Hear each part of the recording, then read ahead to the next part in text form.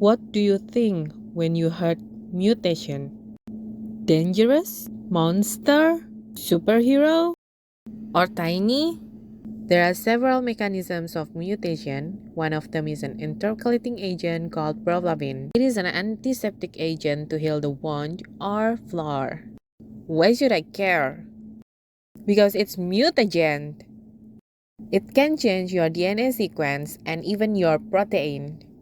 Now, I will tell you the mechanism of the Proflavine.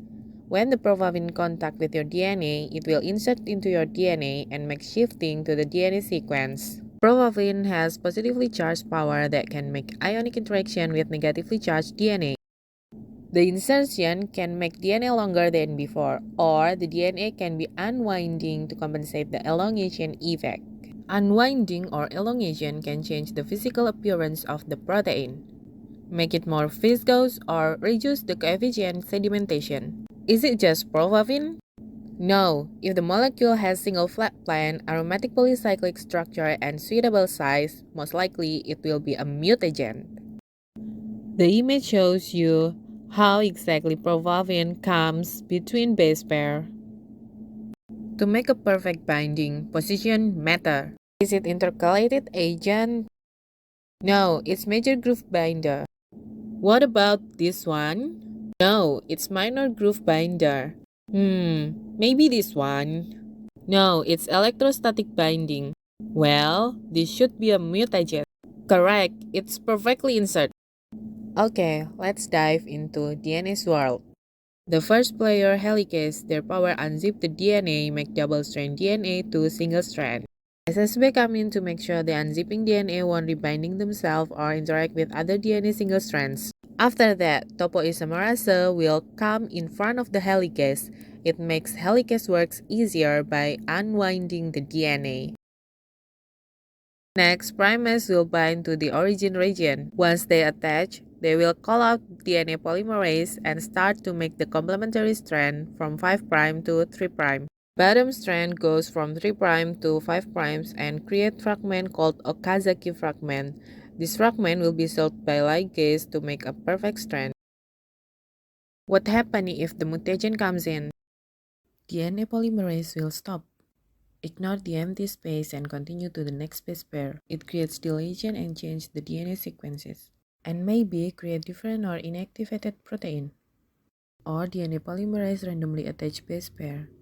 Sounds not a big deal, isn't it? When the residue sequences changes to the stop codon, it's terrible. DNA prematurely stop if critical component, then you can be sick. No, I'm panic. Don't worry, our body is amazing. They have repairing system, they'll fix it. NHAG is for early phase of cell cycle when no copy of DNA as the template. When the ends of the broken DNA are complementary and undamaged. KU protein will recruit XRCC4 and share XLF protein. Together with DNA ligase 4, they will seal the broken DNA. But what happens if the DNA lose several nucleotides?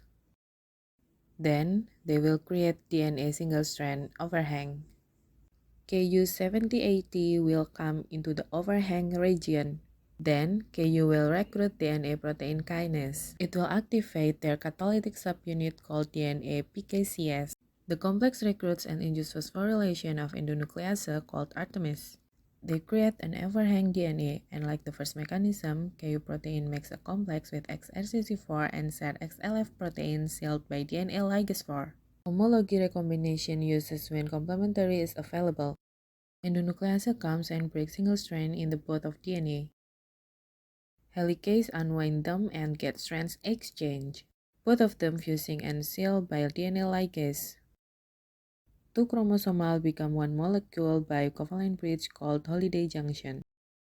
Nuclease cut it and ligase fill the gap. Same alleles are still there but in a recombinant form and in a different chromosome. If you are still curious, please directly check the references. Thank you for watching. See you!